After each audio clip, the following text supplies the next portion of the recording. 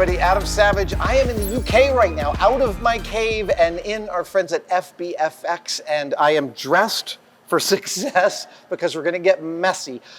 If you know the channel, you know how much I love armor. And years ago, I bought a suit of armor from the movie Centurion that was made of a material that I could not wrap my head around. It was super flexible and super light, and yet it had this like chrome finish. And it was years before I figured out how it was made, because it was made here at FBFX using a process I didn't know about called PU. And Laurence here, as you can tell, or maybe you'll learn, is the master, and that's why he is so filthy. And Laurence is going to walk me through what PU is, how it works, and how they use it here. Hi, sir. Hi. Thank you so much for this. For the record, I've been wanting to do this every visit I've come to FBFX, and this is the first time we've been able to make it work. So, tell me about PU. What does that stand for? Polyurethane. Okay. So it's a two-part material. Yeah. So you have a resin and an isothane. Okay. And they get mixed together, and then it sets. Okay, now I use polyurethane in my shop, and if I had to make a helmet like this, I'm going to get like one helmet a day out of my molds. What kind of cycling can you do of a mold with the method you guys use? So depending on how many molds we have, we could do sort of a helmet like this. So we have 3 molds, sort of 60 helmets a day. 60 helmets a day? If we really go quickly. So this isn't like a 2-part mix and then you pour it? No, it's done in a air compressed gun, heated to about 70 degrees. 70 degrees Celsius? Yes. Okay. And it gets hotter. Yeah, it's really hot. After it's sprayed, it gets hotter when it mixes. Oh, because it's an exothermic reaction, Yes. of course. And it goes off in seconds. Seconds? So, yeah. So you spray into a mold, Yep. and this is the mold, right? Yeah, You spray into this mold and you pull this out in a few seconds. Not a few seconds. So you have to build it up in layers. Got it. And that can take a few minutes. Got it. You would have to let it cool a little bit. Fair enough. And with a mold like this, you'd have to unbolt it and then pull it out the jacket. And then put it back together yeah, so again and set the next one. But Yeah. still, this isn't like one helmet per day. And No. are you seriously telling me all of these helmets are made like this? Because they look authentically from here like pieces of steel armor. Yes. So these are finished ones. So after... That's crazy. And that's the finish you get, this kind of, Yes. the detail is clear, but it's also kind of, it's not, you don't want to see the insides of these. No. Yeah. No. So it depends on how well you spray it. It can either be quite flat or very ripply. So you want to get it nice and flat. You want to get nice and flat. Yeah. And I see 2 silicone molds. So you can spray it into a multitude of different kinds of rubbers. Is that correct? Yes. So you can even spray directly onto fiberglass. Yeah. But yeah, you've got silicone and other materials. So as long as you wax it up nicely, the urethane won't stick to it, and you just keep pulling it out. Amazing. What are some of the biggest difficulties you have using this process? Well, thicknesses. Yeah. And then the shape of the mold. So The shape of the mold. So yes. how does the shape of the mold create problems? Something like this. So something like that. You have this big hollow Oh, here. right. You've got this guy. Yes. How do you get into there? Just spray. You spray in it. Just like really, really heavy blasts of material in there, and just hope for the best. There's no bubbles. So if I'm correct, then when you're spraying this mold, that's the very first thing you do. So first of all, you do sort of a general overall coat, just to get a layer on everything. Okay. And then you'd sort of go around the edges first, a little bit thicker. Uh-huh. Because that's where you're going to be. For dimensional strength. Yes, and because you're going to be cutting off the flashing, you need something to sort of smooth off.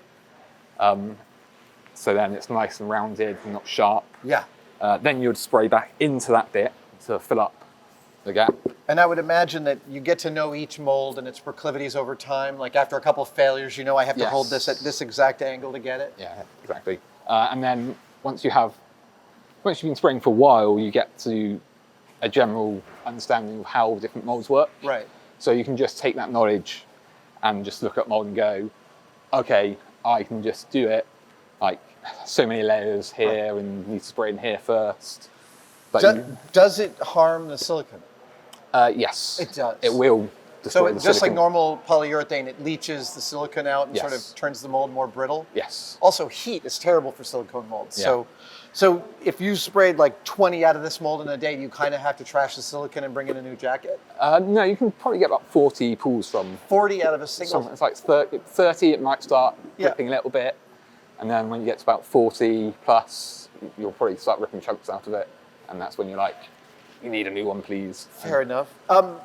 One of the things we used to do in the mold shop was pre-spray with a primer to stop that leaching process. Okay. But I'm imagining that you guys can cycle so fast, it's easy enough to just make more silicone jackets.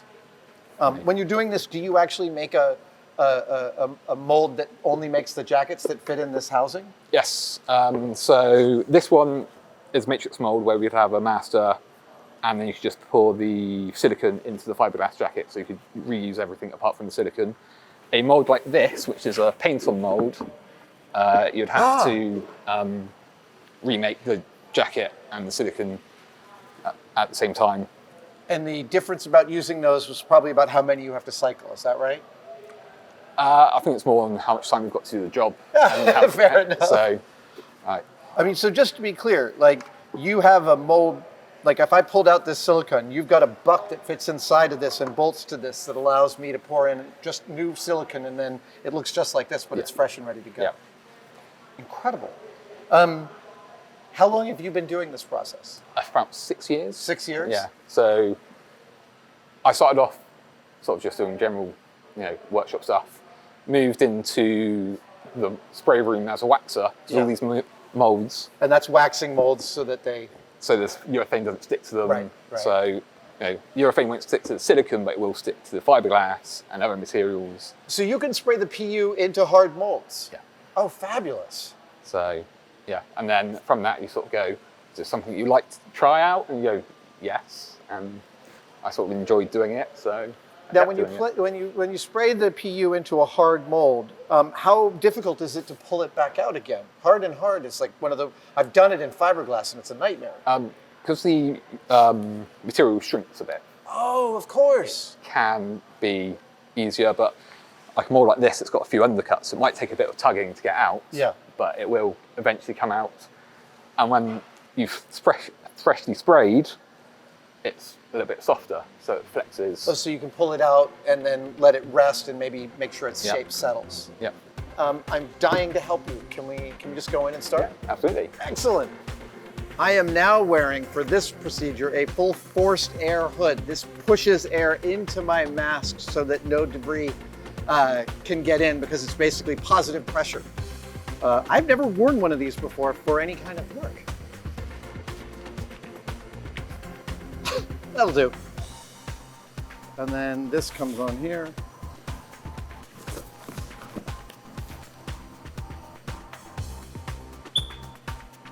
Oh, that's really nice. You want to put that hood up as well.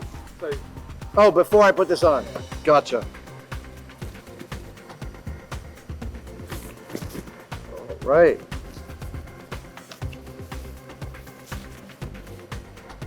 Thank you.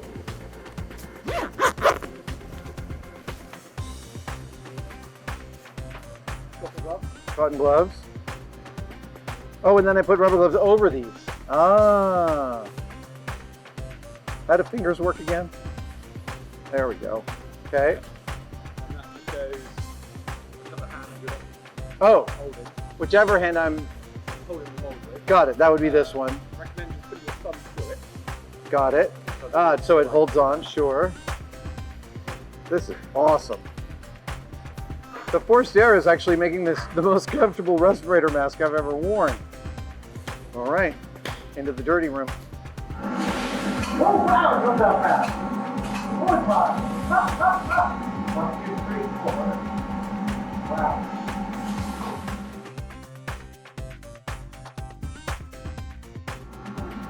No, I'm happy to keep going. Let's see how I do.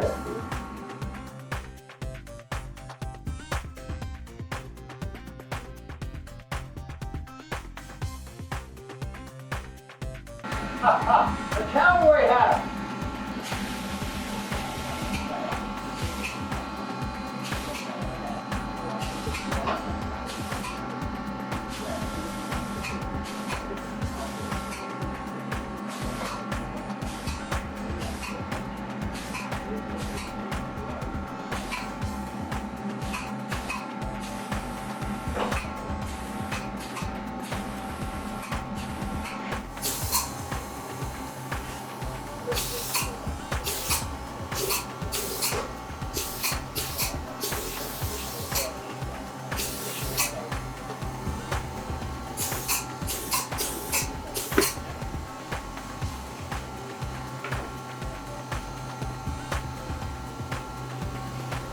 Yeah, I see.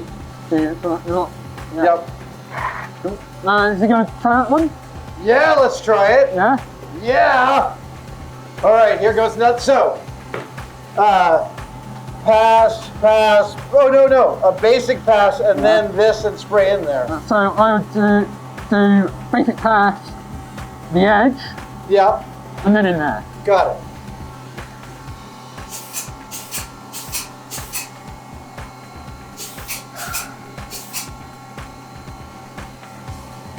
I have no idea. It feels like you still feel the silicone. Oh, yes, yeah. Yeah. All right.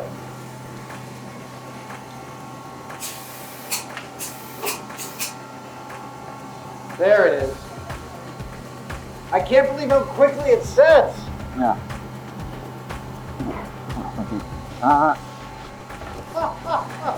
Woo! That was way harder than I thought it was going to be. That is, it takes such a specific touch. It's clear that like you gain this knowledge of each of the molds and how to treat them. Wow, that was fascinating. All right, Lawrence, I really have no conception of how that went. Well, that looks okay. We'll see how it's nice and smooth. Okay. So we'll just pull it out. Whoa! So I can feel it's a little thin. Yeah. That's really not bad. Oh. Like it is thin, Yeah. but you know, It's dimensionally stable. if we got that out as soon as you sprayed it, you could then just spray a bit more into there, thicken it up a little bit, and that'd be Nice. good to go. Yeah, I mean the edge is a little bit thin as well, but that's all just practice really. Yeah. So, is there an order we want to go in, like the hard stuff, like the hard outer molds? Yes. All right. 'Cause these. Look at your confidence. This is the other thing is like. So that's where you haven't sprayed Oh enough into. yeah, totally. It's just failing right there.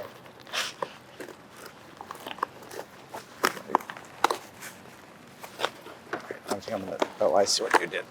Yep. Like, That one came out really good. so yeah, so there you have. Yeah. Just not quite enough into the edge there. Yeah. That is, It's the weak spot. yeah. Okay. But that is also quite thick, heavy. yeah. like- Oh right. Yeah. I went. That again, it's a little bit thin here. Yeah. Like not much. No, no.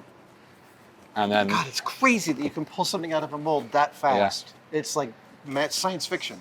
again, I remember thinking Instacast was fast. yes, you have actually had. Oh a bit yeah, in blow there. through there. Yeah. That might have been fixable. Just put a bit of tape over it, spray back in. Sure. Sometimes that works. Sometimes the material Sometimes just it blows doesn't. through. All right. Cowboy hat. Oh yeah. Um, How do you? so There we go. this one is a little bit trickier to get out.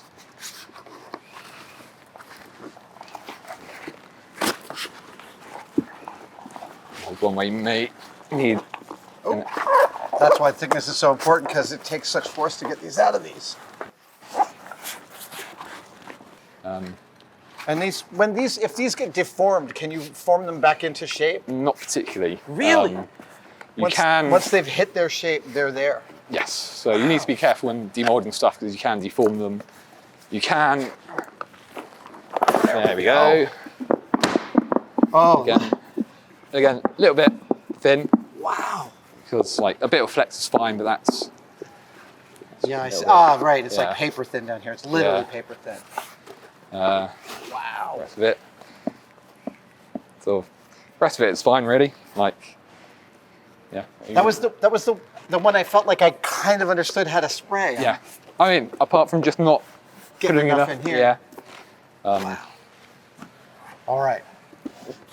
So we did this one next, wasn't it? Okay. So, Oh. Nice. Power tools. yeah.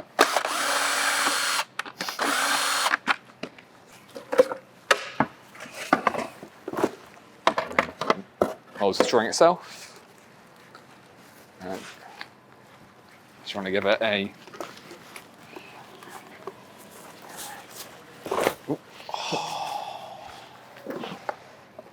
This one feels pretty good. I mean, So- a little shoddy down here. Yeah. I mean, Yeah, a little bit heavy. yeah, So there is such a finessing art Yeah. form to this. I could tell there are all these depths of understanding angles and yeah. like how it's going to respond.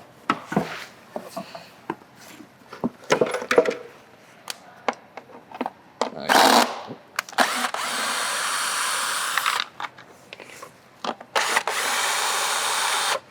Is this the one with the, oh, it is. Oh man, I don't have high hopes for this one. Right.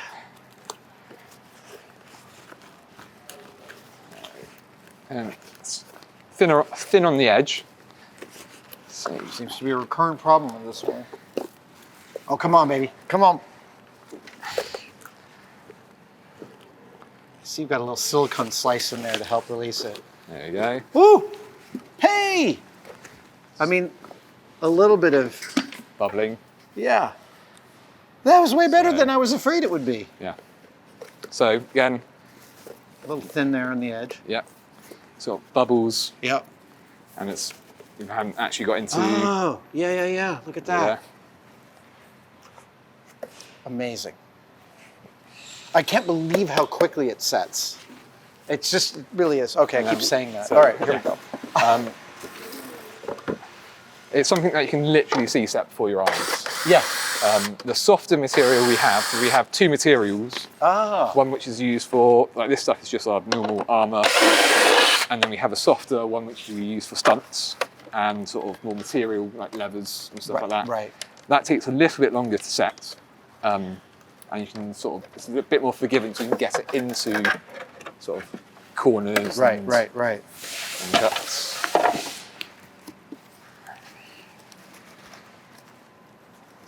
Oh, there we go.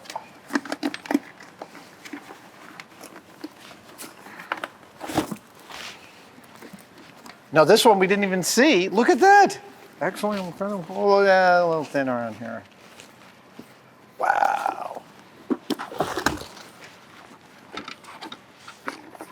So yeah, I can. Yeah. It's got a little way too thin around here. Yeah. So you've got a little bit of a soft spot there. But again, this is all just, as your first sprays, we're actually okay. Not bad. You'd hire Yeah. me for another day. Possibly. It wouldn't be my decision, so. That's awesome. Lawrence, Yes. you really made this girl's dream come true. Thank you, dude. This was, I can't believe we just made, what, 6, 7 helmets in as many minutes? Yeah. That's such a game changer, and it's so lovely. And having spent days wearing armor that you guys made out of this stuff, I know how comfortable it is. I mean, it's like, it's nothing close to wearing armor. I mean, the difference between wearing this or this, which is often what armor has been in the past, it's no different. It's like, there's no comparison. It's amazing. Thank you. No problem. Dude, incredible. All right, I'm gonna put this on. There you go. How do I look? Excellent. Hey guys, Adam Savage from Tested here. If you've ever seen the 6-inch ruler in inches and centimeters on my forearm and wanted one of your own, but you didn't want it to be permanent, well, today's your lucky day. You can now buy temporary tattoos of my measuring stick, my measuring forearm, at tested-store.com. Comes like this, goes on in about 30 seconds with a little water. The instructions are on the back. It comes off with rubbing alcohol, and hopefully it warms you up to the idea of permanently attaching a measuring device to your body, because I use mine every single day.